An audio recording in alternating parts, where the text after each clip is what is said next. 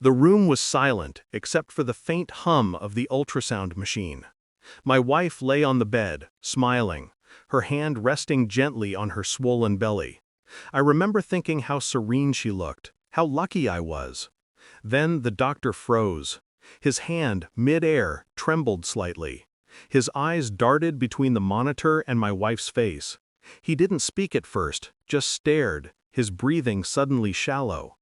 "Doctor?" she asked, laughing nervously. "Everything okay?" He swallowed, hard. Then he looked at me, not her, me. "Can I talk to you outside, Mr. Hale?" I followed him out. The hallway felt colder than it had a minute ago. When he finally spoke, his voice was low, urgent.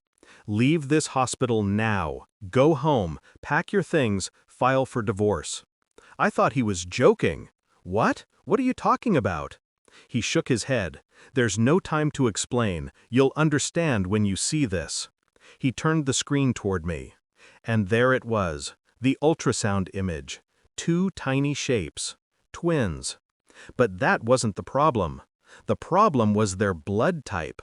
Bold letters on the side of the screen. Both carried a genetic marker I couldn't possibly pass on. One I knew exactly who could. Dr. Lin's hands were still trembling. "I shouldn't be showing you this," he whispered, "but you needed to know." I didn't go home that night, or ever again. We'd been married 7 years. Met in college. She laughed at everything I said, even when it wasn't funny. I built a life around that laugh. Bought her the house she dreamed of. Worked late nights to give her comfort she'd never had growing up. She said I was her anchor. I didn't know she was already drifting away. The clues were there, buried in the ordinary. A new perfume that wasn't mine. A locked phone. Girls' nights that stretched till morning. But I never asked. Love makes fools of confident men. Until the ultrasound stripped me clean of illusions. I didn't confront her, not right away. Revenge, I've learned, is wasted when rushed. First, I needed to know who and how deep the betrayal ran.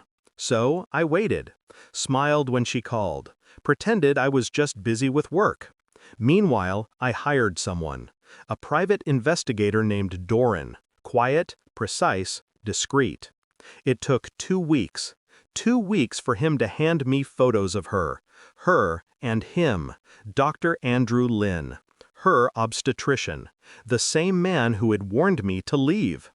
That detail almost made me laugh. But then I realized his trembling wasn't guilt, it was fear. He hadn't known I was the husband until that moment. He must have thought she'd told me. I let that irony sink in. Phase 1 of my plan was silence. Silence unnerves people more than screaming ever could. I told her I was taking a business trip for a few months. Kissed her forehead, told her to rest. She smiled, thinking she'd fooled me. While I was away, I began rearranging the chessboard. I moved our joint accounts into a trust under my control, quietly, legally. Transferred the house deed to my sister's name. And most importantly, I gathered proof. Photos, texts, bank transfers between her and Lynn. Yes, she'd even accepted money from him. By the time the twins were born, I had everything.